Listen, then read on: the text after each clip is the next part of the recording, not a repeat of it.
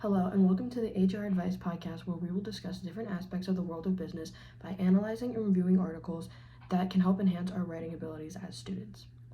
I'm your host, Kathleen Heisler. Today we will be discussing an article that I have analyzed dealing with anonymity on the internet and how it affects our writing and identities. The author of this article is Frank McCarthy, a graduate student in rhetoric, composition, and technical communication at Illinois State University. He begins the article by discussing how his interest in films led to him to do more research into online anonymity, given that many people use sites such as Reddit to review media and other websites. He discusses how anonymity can be found on various internet sites, from sites geared towards social interaction such as LinkedIn to opinion-based articles. Then he goes into how movie reviews differ based on whether or not the reviewer identifies themselves. If they do not, the reviewer tends to be more colloquial, angry, and don't follow the conventional rules of writing. However, if they do feel more responsible for their writing, they will subsequently include grammar rules, spelling, and professional tone. He then investigates why accountability and identity are important when writing. Because we all take some pride in our identity, we will represent ourselves in a different way if we are aware that our work will be critiqued by others and reflected onto us. Word-of-mouth reviews are the best form of reviews because they can make a movie successful.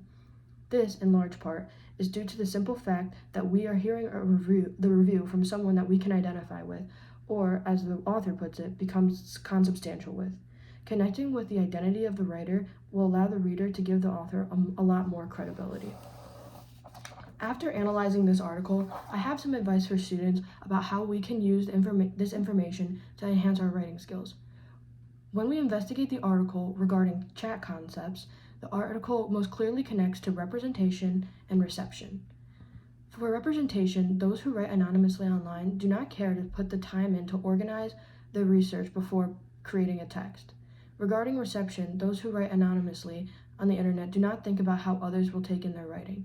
They often include errors and don't reflect on how the writing could be used for different purposes. For example, Frank could not have written this article and critiqued the writing if the anonymous users did not post their writing. It is important that we take into consideration how acknowledging our individual identities can help us connect to a reader.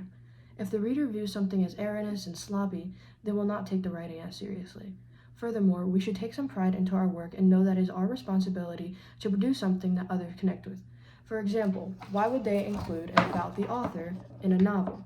This is included so that the writer can help the reader connect with the writing.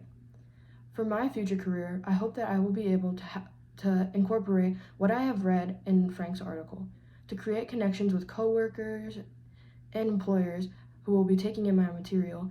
I need to be able to express my identity in a professional manner. Thank you so much for listening and have a great day. Tune into our podcast next week where we will discuss another article from Grassroots Writing.